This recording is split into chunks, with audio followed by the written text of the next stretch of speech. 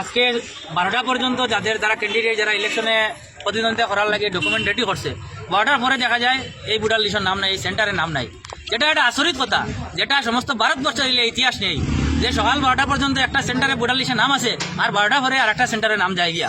আসলে এখানে আমরা দেখেছি যে ইলেকশন অফিসার নিজেই স্বীকার করেছেন যে বিজেপির বিভিন্ন আধিকারিকরা এসে, বিজেপির বিভিন্ন কর্মকর্তারা এসে অ্যাপ্লিকেশন দিয়েছেন, কিন্তু আমরা দেখেছি এই ইলেকশন অফিসে একজন সিন্ডিকেটের একজন মাস্টার মাইন্ড এখানে আসেন।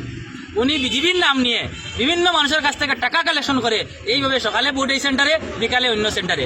যে প্রার্থী এখানে ইলেকশন খেলবে তার বিকল্প আরেকজন প্রার্থী এসে ওনাকে যদি 20,000 দিয়ে দেন, বিকল্প আরেকটি সেন্টারে ভোট কেটে যায়, যেটা ভারতবর্ষের ইতিহাসে নেই, আসামের ইতিহাসে নেই, যারা হাইলাকান্দিতে এসেছে।